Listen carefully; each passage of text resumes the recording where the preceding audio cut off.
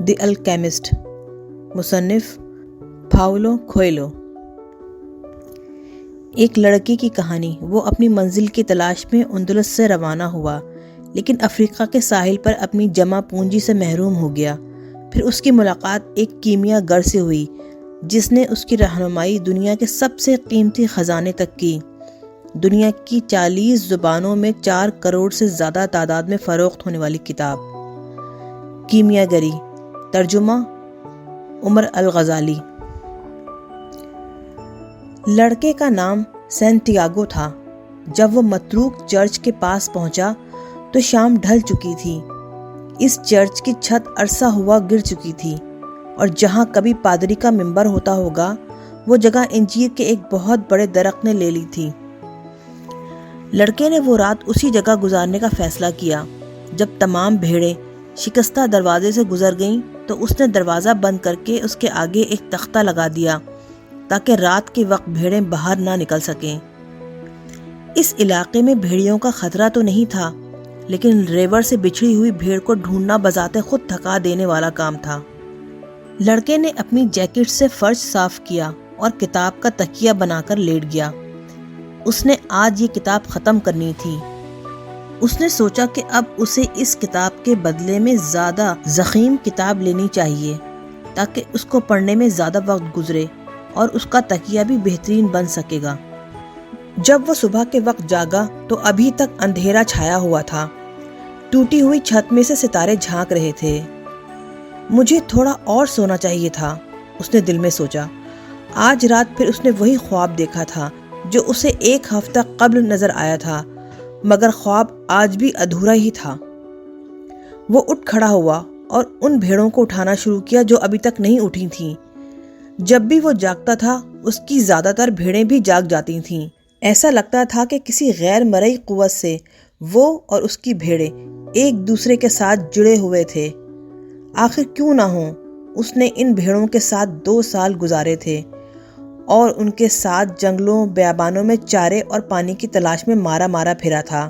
بھیڑیں اب اس کے ساتھ اتنی مانوس ہو گئی تھیں کہ اس کے اوقات کار کا بھی انہیں اندازہ ہو گیا تھا، یا پھر ان کے اوقات کار کا میں عادی ہو گیا ہوں، اس نے سوچا۔ کچھ ایسی بھیڑیں بھی تھیں جو جاگنے میں ذرا وقت لگاتی تھیں، انہیں جگانا پڑتا تھا۔ اس کا خیال تھا کہ بھیڑیں اس کی زبان سمجھتی تھیں، اس لیے وہ کبھی کبھی کتاب میں سے کچھ تحریر انہیں پڑھ کر سناتا تھا اور انہیں اپنے دکھ درد بھی سناتا تھا اور انہیں اپنی تنہائی میں شریک کرتا۔ وہ ان کے سامنے اس گاؤں پر بھی تبصرہ کرتا جہاں سے وہ گزرتے تھے۔ لیکن پچھلے چند دنوں سے وہ اپنی بھیڑوں کے ساتھ صرف ایک موضوع پہ بات کر رہا تھا، ایک دوشیزہ جو ایک تاجر کی بیٹی تھی جو اس گاؤں میں رہتا تھا، جس تک پہنچنے کے لیے انہیں مزید 4 دن درکار تھے۔ اس گاؤں میں اس سے پہلے وہ ایک دفعہ 1 سال قبل آیا تھا۔ تاجر اون کا کاروبار بھی کرتا تھا۔ وہ انتہائی شکی مزاج تھا۔ اس کا مطالبہ ہوتا کہ بھیڑ کی اون اس کی نظروں کے سامنے اتاری جائے۔ وہ اس تاجر کے پاس اپنے ایک دوست کے توسط سے پہنچا تھا۔ اس روز دکان پر بہت رش تھا، اس لیے لڑکے کو انتظار کرنا پڑا۔ وہ دکان کی سیڑھیوں پر بیٹھ گیا اور اپنے تھیلے میں سے کتاب نکال کر پڑھنے لگا۔ مجھے نہیں معلوم تھا کہ چرواہے بھی پڑھنا جانتے ہیں، عقب سے لڑکی کی مترنم آواز آئی۔ لڑکی اندلس کی بے مثال خوبصورتی کا مکمل نمونہ تھی۔ سیاہ لہراتے بال اور گہری خوبصورت آنکھوں میں عرب نقوش کی جھلک تھی۔ جی ہاں، لیکن میں نے کتاب کی نسبت اپنی بھیڑوں سے زیادہ سیکھا ہے، اس نے جواب دیا۔ اگلے 2 گھنٹے تک وہ ایک دوسرے کو اپنے حالات سناتے رہے۔ تم نے پڑھنا کیسے سیکھا؟ لڑکی نے استفسار کیا۔ جیسے سب پڑھنے والے سیکھتے ہیں، اسکول میں۔ اگر تم پڑھنا جانتے ہو تو پھر بھیڑیں کیوں چراتے ہو؟ لڑکا کچھ بڑبڑایا تاکہ لڑکی کچھ نہ سمجھ سکے۔ وہ لڑکی کو اپنے سفر کی کہانیاں سناتا رہا، جنہیں سن کر لڑکی کی گہری آنکھوں میں حیرت اور خوف کا ملا جلا تاثر تھا۔ لڑکا دعا مانگ رہا تھا کہ وقت تھم جائے یا پھر لڑکی کا باپ مزید مصروف ہو جائے اور اسے لڑکی کے ساتھ مزید کچھ وقت گزارنے کا موقع مل جائے، لیکن اس کی دونوں دعائیں قبول نہ ہوئیں اور تاجر نے اسے 4 بھیڑوں کی اون اتارنے کو کہا۔ जब वो फारिग हुआ तो व्यापारी ने उसे पैसे देते हुए कहा कि वो अगले साल फिर आए। और अब 4 दिन बाद वो दोबारा उस गांव में होगा। वो इस बात पर मसरूर भी था, लेकिन उसके दिल के किसी खाने में खौफ भी छुपा हुआ था कि कहीं लड़की उसे भूल ही ना चुकी हो। आखिर उसके अलावा और भी बहुत से चरवाहे वहां से गुजरते होंगे। मुझे इसकी ज्यादा फिक्र भी नहीं है, उसने अपनी भेड़ों से कहा। मैं और भी कई लड़कियों को जानता हूँ, लेकिन उसका दिल उसके साथ नहीं था। वो अभी तक ताजिर की दुकान की सीढ़ियों पर अटका हुआ था। चरवाहों, फेरी वालों और मल्लाहों के दिल कहीं ना कहीं जरूर अटके हुए होते हैं, लेकिन कहीं ना कहीं कोई ऐसा जरूर होता है जिसके साथ उनका दिल होता है, जो उनसे उनकी खुशियां और सयाहत का लुत्फ छीन लेता है। सूरज निकलने वाला था। उसने अपने रेवड़ को मशरिक की तरफ मोड़ा। इन्हें कभी फैसला करने की दिक्कत नहीं उठाना पड़ती, शायद इसीलिए ये मेरे इतना नजदीक रहती हैं, उसने दिल में सोचा। सिर्फ चारे और पानी का हुसूल ही इनकी जिंदगी का मकसद है। जब तक मैं इन्हें उंदलस की बेहतरीन चरागाहों में ले जाता रहूंगा, ये मेरे साथ रहेंगी। इनके दिन हमेशा एक जैसे होते हैं, तवील और ना खत्म होने वाले। इन्हें सिर्फ चारे और पानी से मतलब है, और बदले में वो निहायत सखावत से हर साल ऊन देती हैं, और जिंदगी में एक बार गोश्त भी। अगर मैं इनको एक एक करके ज़िबा करना शुरू कर दूं, तो इनको उस वक़्त एहसास होगा जब मैं आधे से ज़्यादा रेवड़ को ज़िबा कर चुका हूँगा। ये अपनी जिबल्लत पर इन्हिसार करना भूल गई हैं, वो जिबल्लत जो उन्हें ख़तरे से आगाह करती है। ये मुझ पर इसीलिए भरोसा करती हैं क्योंकि मैं इन्हें खिलाता और पिलाता हूँ। लड़के को अपनी सोच पर हैरत हुई। शायद ये बयाबान चर्च का असर था कि इसकी सोच में इस कदर क़ुनूतियत आ गई थी। इस चर्च के करीब इसने दोबारा वो ख्वाब भी तो देखा था। शायद ये इसी चर्च का ही असर था कि उसे भेड़ों पर झुंझलाहट हो रही थी। उसने झुंझलाहट दूर करने के लिए पानी पिया और अपनी जैकेट को जिस्म के गिर्द कस के लपेट लिया, लेकिन उसे ये जैकेट भी बोझ लग रही थी। इस बोझ को उस वक्त तक उठाना पड़ेगा जब तक सूरज अपने उरूज पर ना पहुंच जाए। फिर गर्मी इतनी बढ़ जाएगी कि मजीद सफर जारी रखना मुमकिन नहीं होगा। ये वो वक्त होता है जब तमाम स्पेन कैलूला करता है। गर्मी की शिद्दत शाम ढलने तक जारी रहती है। मगन उसे इस जैकेट की अफादियत का ख्याल आया। इसकी ही वजह से वो सुबह की खुनकी का सामना कर पाया था। जैकेट का भी एक मकसद था, जैसा कि उसकी जिंदगी का मकसद था। इसकी जिंदगी का मकसद था सयाहत। स्पेन में 2 साल तक आवारा गर्दी करने के बाद उसे तमाम शहरों और कस्बों का हुदूद अरबा मालूम हो गया था। इस दफ़ा उसका इरादा था कि वो ताजिर की बेटी को बताएगा कि एक चरवाहे ने लिखना पढ़ना कैसे सीखा। 16 साल की उम्र तक उसने मदरसे में तालीम हासिल की थी। उसके वालिदैन की ख्वाहिश थी कि वो पादरी बने ताकि पूरा ख़ानदान उस पर फ़ख्र कर सके। वो खुद सख्त मेहनत करते थे, सिर्फ 2 वक्त की रोटी के लिए, बिल्कुल उसकी भेड़ों की तरह। उसने मजहबी तालीम के साथ हिस्पानवी और लातीनी ज़बान सीखी, लेकिन बचपन ही से उसकी ख्वाहिश थी कि वो दुनिया की सैर करे। ये मकसद उसके नज़दीक खुदा को जानने और पादरी बनने से ज़्यादा अहम था। एक दोपहर उसने अपनी तमाम तर जुर्रत जमा करके अपने बाप को अपनी इस ख्वाहिश से आगाह किया। हमारे यहाँ गांव में पूरी दुनिया के सयाह आते हैं।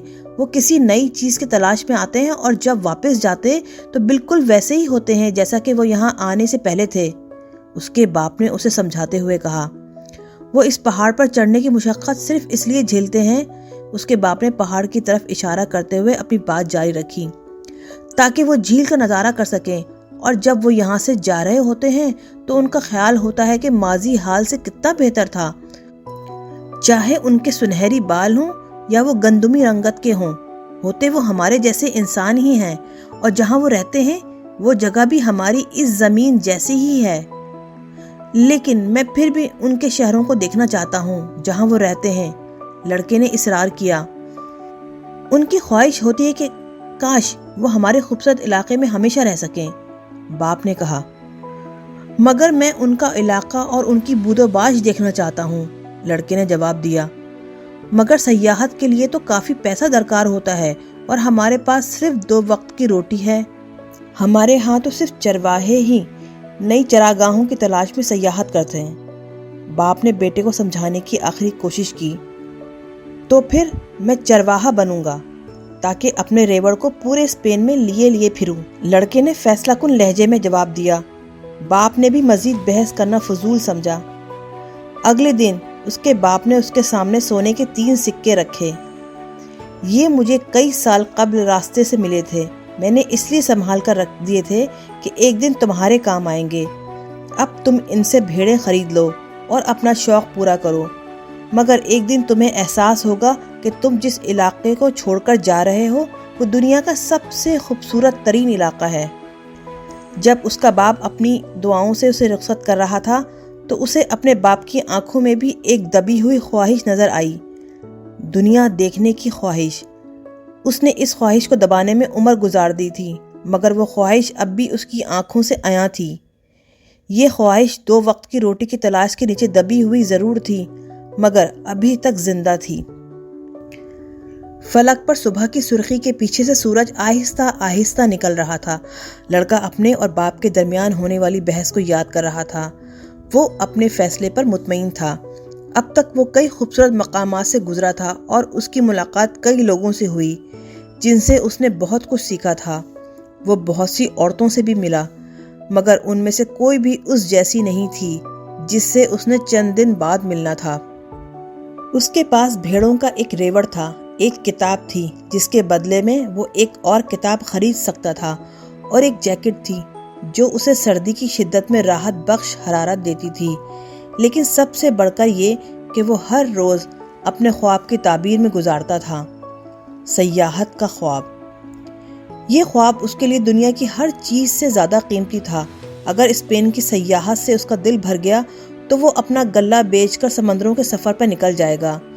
جب تک اس کا دل سمندر کی وسعتوں سے بھرے گا تو اس وقت تک وہ کئی مزید شہر دیکھ چکا ہوگا، بے شمار لوگوں سے مل چکا ہوگا، اور اس کے پاس کئی حسین یادوں کا خزانہ ہوگا۔ اس کی کوشش ہوتی تھی کہ وہ اس راہ پر نہ چلے جہاں سے ایک بار گزر چکا ہو۔ اس متروک چرچ سے اس کا گزر اس سے قبل نہیں ہوا تھا۔ دنیا بہت وسیع تھی، ہر بار اس کا گزر کسی نئی جگہ سے ہوتا تھا جو اس سے قبل آنے والی جگہوں سے زیادہ خوبصورت ہوتی تھیں۔ بھیڑوں کو تو آج تک اس بات کا اندازہ نہیں ہو سکا کہ وہ نئی جگہ سے گزر رہی ہیں یا وہی پرانا راستہ ہے۔ انہیں اس بات سے کوئی سروکار نہیں کہ چراگاہ نئی ہے یا بہار نے خزاں کی جگہ لے لی ہے۔ ان کی زندگی کا مقصد صرف اور صرف چارے اور پانی کا حصول ہے۔ شاید میں بھی ان بھیڑوں سے مختلف نہیں ہوں، لڑکے نے سوچا۔ جب سے میں تاجر کی بیٹی سے ملا ہوں مجھے بھی کسی اور لڑکی کا خیال اچھا نہیں لگا۔ سورج کو دیکھ کر اس نے اندازہ کیا کہ دوپہر تک وہ ٹیریفا پہنچ جائے گا۔ ٹیریفا میں وہ اپنی پرانی کتاب کے بدلے مزید ضخیم کتاب لے گا، بوتل تازہ پانی سے بھرے گا اور حجامت بھی بنوائے گا تاکہ تاجر کی بیٹی سے ملاقات کے لیے تیار ہو سکے۔ وہ اس خیال کو دل میں جگہ دینے کے لیے تیار ہی نہیں تھا کہ تاجر نے اب تک اس کی شادی کر دی ہوگی۔ خواب کی تعبیر کے پورا ہونے کا انتظار زندگی کو دلچسپ بنا دیتا ہے۔ اس نے دوبارہ سورج کی طرف دیکھ کر وقت کا اندازہ کیا اور ریوڑ کو ہانکنے لگا تاکہ دھوپ تیز ہونے سے قبل ٹیریفا پہنچ جائے۔ پھر اسے یاد آیا کہ ٹیریفا میں ایک بوڑھی عورت رہتی تھی جو خوابوں کی تعبیر بتاتی تھی۔ بوڑھی خاتون لڑکے کو ایک کمرے میں لے گئی۔ ایک پردہ اس کمرے کو خوابگاہ سے الگ کرتا تھا۔ کمرے میں ایک میز اور 2 کرسیوں کے علاوہ مسیح کی تصویر بھی مزین تھی۔ بڑھیا نے اسے ایک کرسی پر بیٹھنے کا اشارہ کیا اور خود اس کے سامنے والی کرسی پر بیٹھ گئی۔ اس نے لڑکے کے دونوں ہاتھ اپنے ہاتھوں میں لے لیے اور آنکھیں بند کر کے کوئی دعا پڑھنے لگی۔ لڑکے کو ایسا محسوس ہوا جیسے وہ خانہ بدوشوں کی مخصوص دعا پڑھ رہی ہو۔ اس کا واسطہ اس سے قبل بھی خانہ بدوشوں سے پڑھ چکا تھا۔ خانہ بدوش بھی اپنی زندگی سفر میں گزارتے ہیں، مگر ان کے پاس بھیڑوں کا ریوڑ نہیں ہوتا۔ خانہ بدوش لوگوں کو مختلف کرتب دکھا کر پیسہ بٹورتے ہیں۔ ان کے بارے میں یہ تاثر بھی پایا جاتا تھا کہ وہ خرکاری بھی کرتے ہیں۔ خانہ بدوش بچوں کو اغوا کر کے ان سے بھیک منگواتے ہیں۔ بچپن میں اسے خانہ بدوشوں سے بہت خوف آتا تھا۔ جیسے ہی اس بڑھیا نے لڑکے کا ہاتھ پکڑا، بچپن کا خوف دوبارہ لوٹ آیا۔ لیکن اس کے گھر میں مسیح کی تصویر اس بات کی علامت ہے کہ یہ بری عورت نہیں ہے۔ اس نے اپنے آپ کو تسلی دیتے ہوئے کہا، وہ کوشش کر رہا تھا کہ عورت کو اس کے ہاتھوں کی کپکپاہٹ سے اس کے اندرونی خوف کا اندازہ نہ ہو۔ دلچسپ، بڑھیا نے اپنی نظریں لڑکے کی ہتھیلیوں پر جماتے ہوئے کہا۔ لڑکا نروس ہونے لگا، اس کے ہاتھ کانپنے لگے۔ بڑھیا کو بھی اس کے ہاتھوں کی کپکپاہٹ کا احساس ہو گیا۔ لڑکے نے یکدم اپنے ہاتھ چھڑا لیے۔ میں تمہارے پاس اپنا ہاتھ دکھانے نہیں آیا، لڑکے نے بڑھیا کو مخاطب کیا۔ اسے افسوس ہو رہا تھا کہ وہ یہاں کیوں آیا۔ ایک لمحے کے لیے اس نے سوچا کہ وہ بڑھیا کی فیس ادا کرے اور اس سے اپنے خواب کی تعبیر معلوم کیے بغیر ہی چلا جائے۔ تم یہاں اپنے خواب کی تعبیر جاننے کے لیے آئے ہو؟ بڑھیا نے کہا۔ اور خواب خدا کا کلام ہے۔ اگر خدا ہم سے ہماری زبان میں کلام کرے تو میں اس کی تعبیر بتا سکتی ہوں، لیکن اگر خدا روح کی زبان میں بات کرے تو صرف وہی اس کا مفہوم جان سکتا ہے جس سے خدا نے کلام کیا ہے۔ اگر تم مجھ سے مشورہ کرو گے تو میں تم سے فیس بہرحال لوں گی۔ ایک اور کرتب، لڑکے نے سوچا۔ پھر بھی اس نے سوچا کہ ایک چانس لیا جائے۔ چانس لینا چرواہے کی جبلت میں شامل ہوتا ہے۔ وہ بھیڑیوں کے ساتھ چانس لیتا ہے اور پھر خشک سالی کے ساتھ بھی، اور پھر یہی چانس چرواہے کی زندگی کو دوسرے کی زندگی سے مختلف اور دلچسپ بناتا ہے۔ میں نے ایک ہی خواب 2 بار دیکھا ہے، لڑکا بولا۔ میں نے دیکھا کہ میں چراگاہ میں ہوں اور ایک بچہ آتا ہے اور بھیڑوں کے ساتھ کھیلنا شروع کر دیتا ہے۔ میں مردوں کو ایسا کرنے نہیں دیتا کیونکہ بھیڑیں مردوں سے خوفزدہ ہو کر بھاگنے لگتی ہیں، لیکن وہ بچوں سے خوفزدہ نہیں ہوتی۔ مجھے نہیں معلوم کہ جانوروں کو انسانوں کی عمر کا کس طرح سے احساس ہو جاتا ہے۔ مجھے اپنے خواب کے بارے میں مزید بتاؤ، بڑھیا بولی۔ میں نے کھانا پکانا ہے اور تمہارے پاس میری فیس کے لیے پورے پیسے بھی نہیں ہیں، اس لیے میں تمہیں زیادہ وقت نہیں دے سکتی۔ بچہ کافی دیر تک میری بھیڑوں کے ساتھ کھیلتا رہا۔ لڑکے نے اپنی بات دوبارہ شروع کی۔ اچانک بچے نے مجھے میرے دونوں ہاتھوں سے پکڑ کر اچھالا اور مجھے احرام مصر پر پھینک دیا۔ اس نے توقف کیا تاکہ جان سکے کہ بڑھیا کو احرام مصر کا کچھ اندازہ تھا کہ نہیں، لیکن بڑھیا خاموش رہی۔ پھر احرام مصر پر اس نے لفظ احرام مصر ٹھہر ٹھہر کر اور کھینچ کر ادا کیا تاکہ بڑھیا سمجھ سکے۔ بچے نے مجھ سے کہا، اگر تم یہاں آؤ تو تمہیں ایک خزانہ مل سکتا ہے، لیکن جیسے ہی وہ مجھے خزانے کی جگہ دکھانے لگتا ہے میری آنکھ کھل جاتی ہے۔ بڑھیا کچھ دیر تو خاموش رہی، پھر اس نے لڑکے کا ہاتھ دوبارہ اپنے ہاتھوں میں لیا اور اس کی ہتھیلیوں کو غور سے دیکھنے لگی۔ میں تم سے ابھی کوئی فیس نہیں لوں گی۔ اگر تمہیں خزانہ مل گیا تو مجھے اس کا 10واں حصہ دو گے۔ لڑکا خوشی سے ہنسنے لگا۔ خزانہ ملنے کی خوشی نہیں، بلکہ بڑھیا کی فیس ادا نہ کرنے کی خوشی۔ ٹھیک ہے، مجھے خواب کی تعبیر بتاؤ، اس نے کہا۔ پہلے تم قسم اٹھاؤ کہ جب تمہیں خزانہ مل گیا تو مجھے اس کا 10واں حصہ دو گے۔ لڑکے نے بلا جھجک قسم کھائی کہ وہ اپنے وعدے پہ قائم رہے گا۔ یہ خواب اگرچہ خدا کا تم سے کلام ہے ہماری دنیاوی زبان میں، لیکن اس کی تعبیر کرنا مشکل ہے، اس لیے میں سمجھتی ہوں کہ میں خزانے کا 10واں حصہ لینے میں حق بجانب ہوں۔ تعبیر یہ ہے کہ تم احرام مصر پر جاؤ۔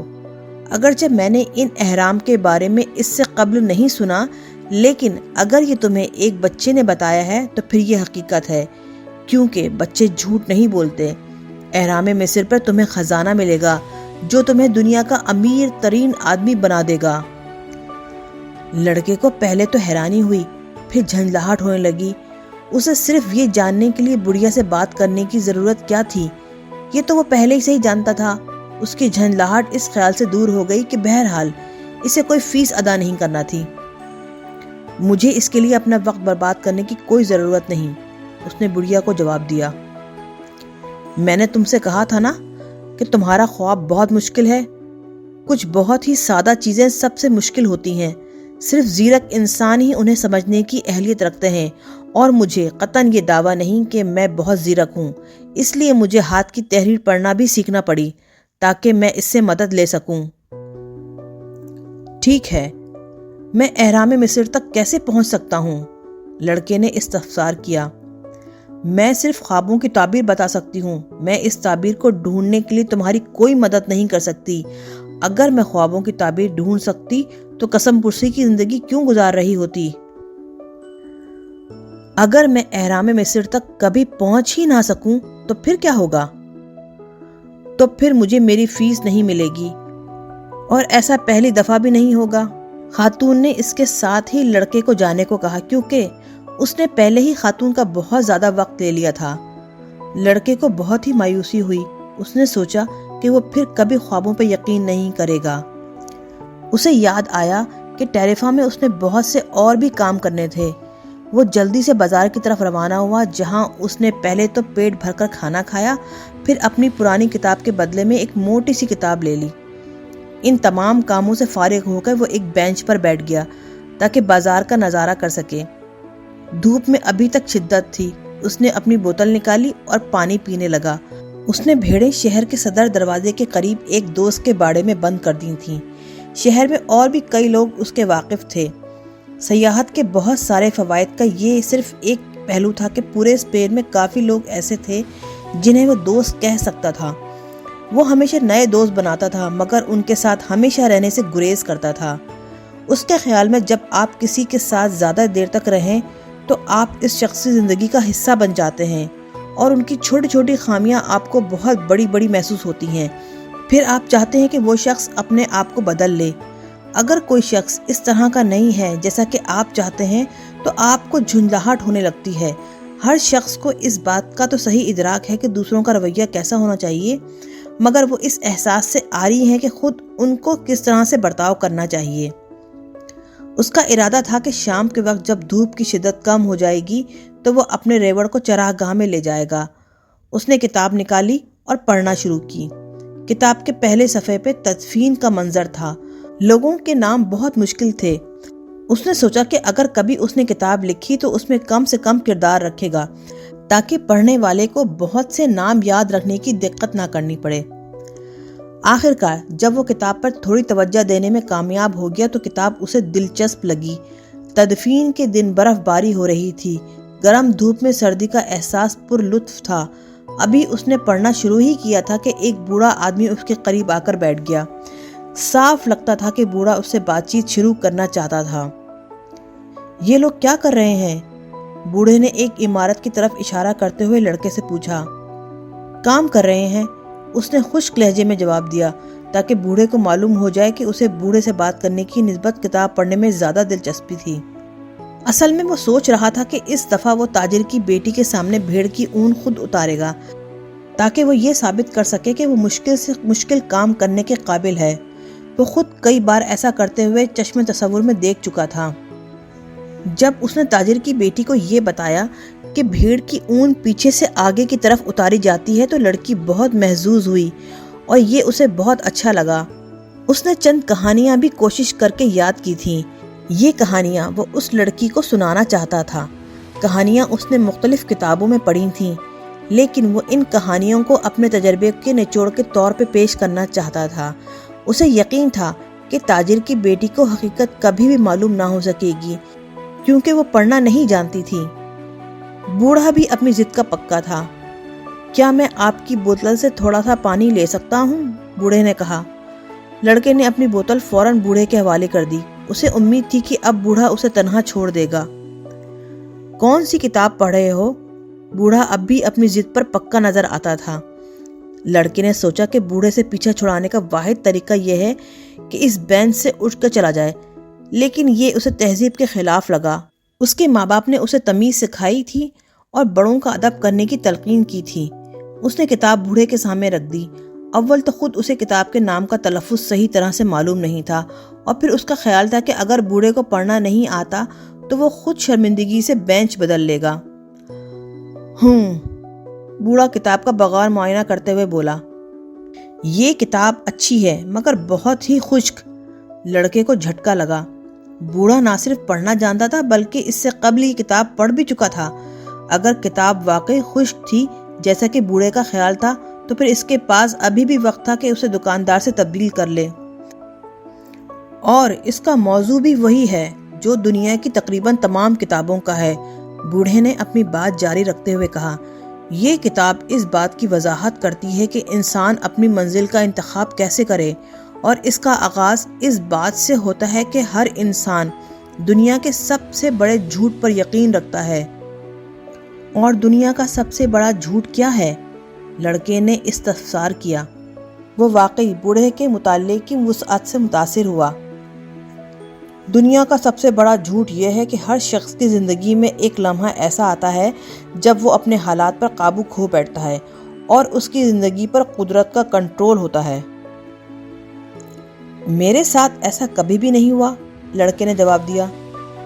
بہت خوب، ایسا اس لیے ہے کہ تم سیاحت کے شوقین ہو۔ اسے تو میرے خیالات تک بھی رسائی ہے، لڑکے نے سوچا۔ بوڑھا کتاب کی ورق گردانی میں مصروف تھا اور کتاب واپس کرنے کا اس کا کوئی ارادہ معلوم نہیں ہوتا تھا۔ لڑکے نے پہلی بار بوڑھے کو غور سے دیکھا۔ اس کا لباس عجیب وضع کا تھا، لباس سے وہ عربی لگتا تھا، لیکن یہ بات کچھ حیران کن بھی نہیں تھی کیونکہ ٹیرفا افریقہ سے چند گھنٹوں کے فاصلے پہ تھا اور شہر میں اکثر عرب نظر آتے تھے۔ آپ کا تعلق کس علاقے سے ہے؟ اس نے بوڑھے سے پوچھا۔ بہت سارے علاقوں سے، بوڑھے نے جواب دیا۔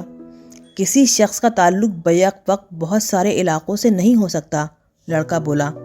میں خود چرواہا ہوں، اس حوالے سے میں بہت سے علاقوں تک گیا ہوں، مگر میرا تعلق صرف ایک علاقے سے ہے جہاں میری پیدائش ہوئی تھی۔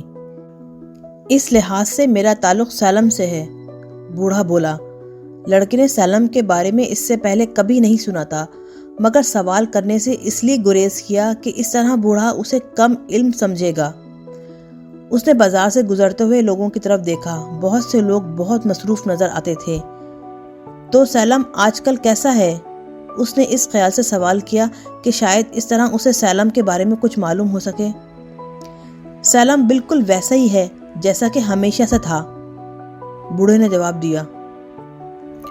اسے بوڑھے کے جواب سے مایوسی ہوئی۔ کوئی اشارہ نہیں مل رہا تھا کہ سالم کہاں ہے۔ یہ تو اسے معلوم تھا کہ سالم اندلس کے گرد و نواح میں تو نہیں تھا، اگر ہوتا تو اس نے سالم کا ذکر ضرور سنا ہوتا۔ اور آپ سالم میں کیا کرتے ہیں؟ اس نے ہمت نہ ہاری۔ میں سالم میں کیا کرتا ہوں؟ بوڑھا بولا۔ میں سالم کا بادشاہ ہوں۔ لوگ پتہ نہیں کیوں عجیب و غریب باتیں کرتے ہیں، لڑکے نے سوچا۔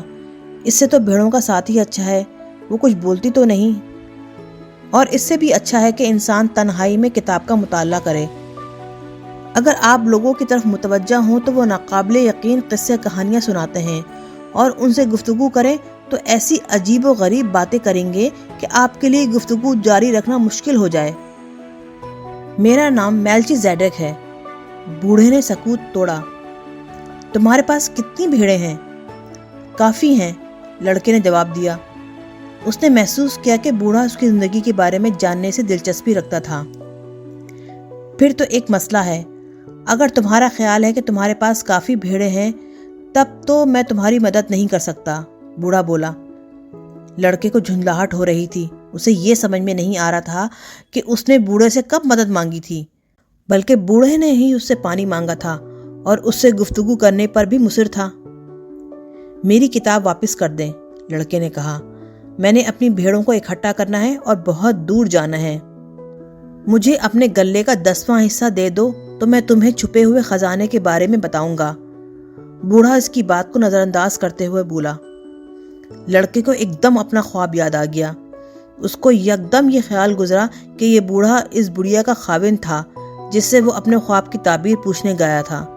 بوڑھی خاتون نے اس سے کچھ نہیں لیا، مگر یہ بوڑھا اس سے بہت کچھ لینے کا ارادہ رکھتا تھا، بدلے میں اس چیز کے بدلے میں معلومات دینے کا دعویٰ کر رہا تھا جس کا شاید وجود بھی نہیں تھا۔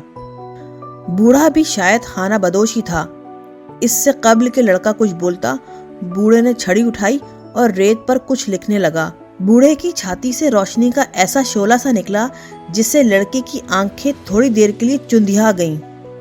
بوڑھے نے جھٹ سے اپنی ٹوپی چھاتی کے سامنے کر لی۔ اس نے یقیناً کچھ چھپانے کی کوشش کی تھی۔ جب اس کی بینائی لوٹی تو لڑکے نے دیکھا کہ بوڑھے نے ریت پر اس کے والدین اور اس کی درسگاہ کا نام لکھا تھا۔ بوڑھے نے تاجر کی بیٹی کا نام بھی ریت پر لکھا تھا، جبکہ لڑکا خود ابھی تک اس لڑکی کے نام سے ناواقف تھا۔ میں سالم کا بادشاہ ہوں، بوڑھا بولا۔ کوئی بادشاہ کسی چرواہے سے بات کیوں کرے گا؟ لڑکے نے شرمندگی سے جواب دیا۔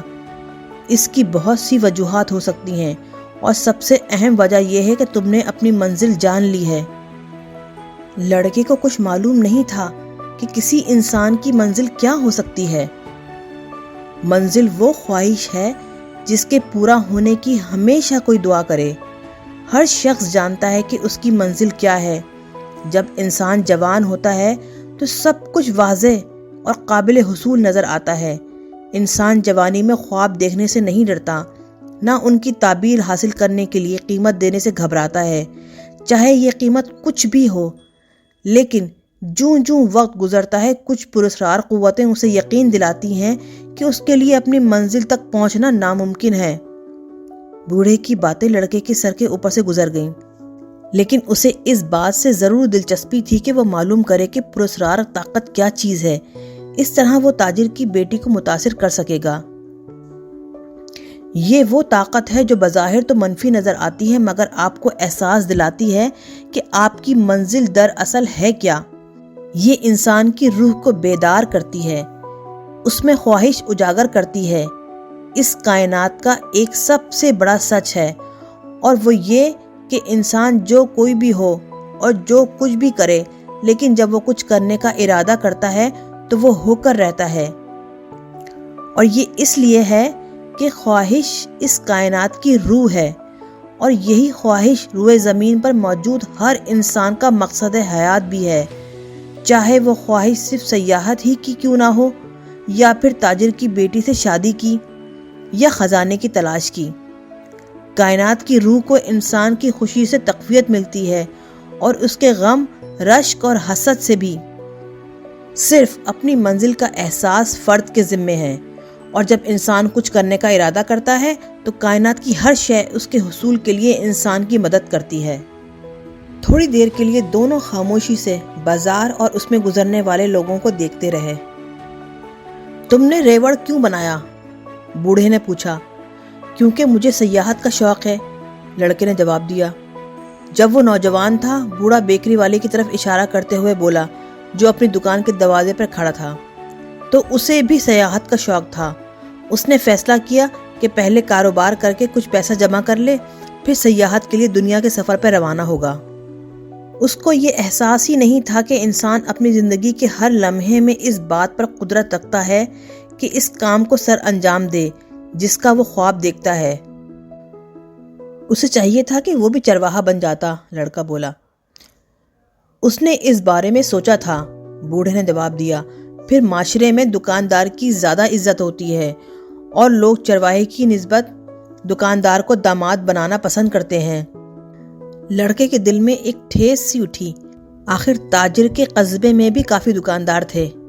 پھر وقت کے ساتھ ساتھ بوڑھے نے اپنی بات کو جاری رکھتے ہوئے کہا، لوگوں کے غلہ بانی اور دکانداری کے بارے میں نظریات ان کی اپنی منزل کی نسبت زیادہ اہم ہو جاتے ہیں۔ بوڑھا کتاب کی ورق گردانی کرتے ہوئے ایک صفحے پر رک گیا اور پڑھنا شروع کر دیا۔ لڑکا کچھ انتظار کرتا رہا، پھر بوڑھے سے پوچھا کہ وہ یہ سب کچھ اسے کیوں بتا رہا تھا۔ کیونکہ تم اپنی منزل متعین کرنے کی تگ و دو میں ہو، اور اس بات کا خدشہ ہے کہ تم کہیں بھٹک نہ جاؤ، اور ہمیشہ ایسے ہی وقت آپ لوگوں کی رہنمائی کے لیے آتے ہیں۔ ہمیشہ اس طرح سے نہیں، کبھی میں مسئلے کے حل کی صورت میں ظاہر ہوتا ہوں، کبھی خیال بن کر اور کبھی کڑوا وقت بن کر۔ میرا مقصد صرف یہ ہے کہ چیزوں کا وقوع پذیر ہونا ممکن بناؤں۔ میں اور بھی بہت کچھ کرتا ہوں، مگر اکثر اوقات انسان کو اس کا احساس ہی نہیں ہوتا کہ یہ سب کچھ میری وجہ سے ممکن ہوا ہے۔ ایک ہفتے قبل مجھے مجبوراً ایک کان کن کے راستے میں ایک پتھر کی صورت میں ظاہر ہونا پڑا۔ بوڑھے نے اپنی بات جاری رکھی۔ کان کن نے ہر کام چھوڑ کر پکراج کی تلاش شروع کر دی۔ وہ 5 سال تک پکراج تلاش کرتا رہا۔ اس دوران اس نے سینکڑوں پہاڑ کھود دیے اور لاکھوں پتھر توڑ دیے۔ ایک آخری پتھر توڑنا باقی رہ گیا تھا جس میں اسے پکراج مل سکتا تھا۔ اس آخری پتھر کو توڑنے سے پہلے ہی اس کی ہمت جواب دے گئی، کیونکہ اس نے اپنی منزل کی تلاش میں ہر شے قربان کی تھی۔ اس لیے اس کی مدد کرنا میرے اوپر فرض تھا۔ میں نے پتھر کا روپ دھارا اور کانکن کے راستے میں آ گرا۔ کانکن نے غصے سے اٹھا کر مجھے ایک طرف پھینکا۔ اس نے مجھے اتنی زور سے پھینکا کہ میں جس پتھر پہ گرا وہ ٹوٹ گیا اور اس کے اندر سے پکھراج نکل آیا۔ یہ دنیا کا سب سے بڑا اور سب سے خوبصورت پکھراج تھا۔ آپ خزانے کے بارے میں کچھ کہہ رہے تھے؟ لڑکے کا ذہن ابھی تک خزانے کے آس پاس بھٹک رہا تھا۔ اسے بوڑھے کی نصیحت سے کوئی دلچسپی نہیں تھی۔ خزانہ پانی کے بہاؤ سے آشکار ہوتا ہے اور یہی پانی ہی اسے آنکھوں سے پوشیدہ بھی کرتا ہے۔ اگر تم خزانے کے بارے میں جاننا چاہتے ہو تو تمہیں اپنے غلے کا 10واں حصہ مجھے دینا ہوگا۔ خزانے کے 10ویں حصے کے بارے میں آپ کا کیا خیال ہے؟ بوڑھے نے مایوسی سے لڑکے کی طرف دیکھا۔ اگر تم آغاز ہی اس چیز کے وعدے سے کرو جو تمہارے پاس ہے ہی نہیں تو تم اس کے حصول کی خواہش بھی ترک کر دو گے۔ لڑکے نے اسے بتایا کہ اس نے اس سے قبل بھی خزانے کا 10واں حصہ ایک خانہ بدوش خاتون کو دینے کا وعدہ کیا ہے۔ خانہ بدوش اس کام میں ماہر ہوتے ہیں، بوڑھے نے جواب دیا۔ بہرحال اچھی بات یہ ہے کہ تم نے یہ تو سیکھ لیا کہ ہر چیز کی ایک قیمت ہوتی ہے۔ بوڑھے نے کتاب لڑکے کو واپس کرتے ہوئے کہا، کل اسی جگہ اسی وقت مجھے اپنے غلے کا 10واں حصہ لا دو اور میں تمہیں خفیہ خزانے کا پتہ بتاؤں گا۔ اس کے ساتھ ہی بوڑھا اٹھا اور عمارت کے کونے کے پاس روپوش ہو گیا۔